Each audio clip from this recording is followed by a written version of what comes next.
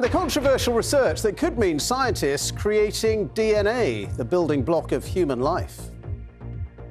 Now, work has begun on a controversial project to build human DNA from scratch in what is believed to be a world first. There are concerns the research could ultimately lead to so-called designer babies or the creation of life itself from chemicals in a laboratory.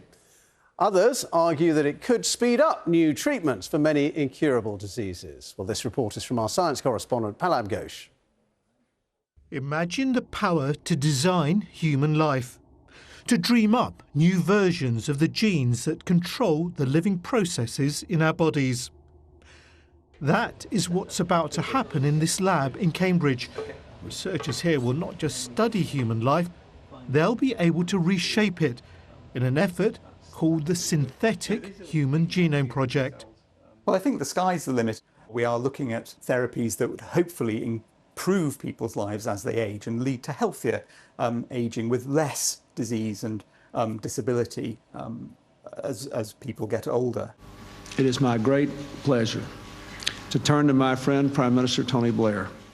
This story began 25 years ago today, when the US President and the British Prime Minister announced the completion of the Human Genome Project.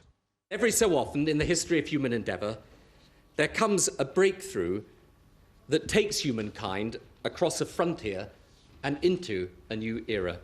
Every cell in our body contains a molecule called DNA, and that contains 4 much smaller blocks of molecules called A, C, T and G.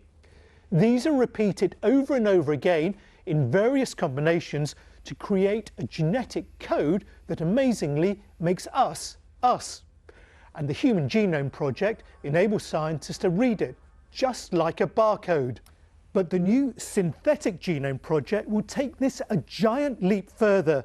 Not only will they be able to read the DNA, they hope to be able to write parts of it, maybe one day all of it, from scratch, molecule by molecule. This microscopic picture shows the very first attempt to create synthetic life, a bacteria called Cynthia, created 15 years ago. The plan now is to do this again, but for the first time with human DNA. The scientists involved plan to develop new cures for diseases, but others could misuse the technology by attempting to create biological weapons, enhanced humans or even creatures that have human DNA. The genie is out of the bottle. We could try to impose a set of restrictions now, but if an organization who has access to the appropriate machinery decided to just simply start synthesizing anything, I don't think anybody could stop them.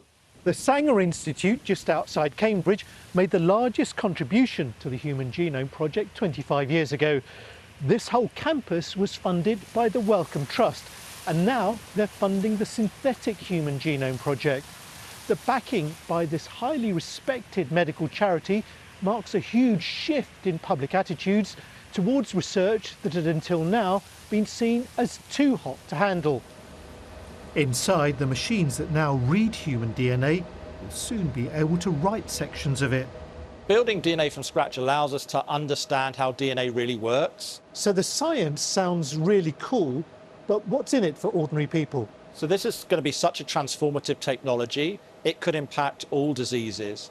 It's too early to say exactly which are the first diseases that we'll be able to tackle in new ways, but it's such a general purpose technology that it's feasible it will impact every disease.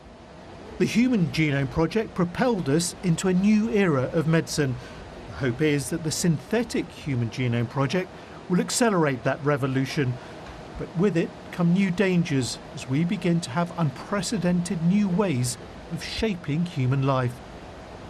Palab Ghosh, BBC News, Cambridge.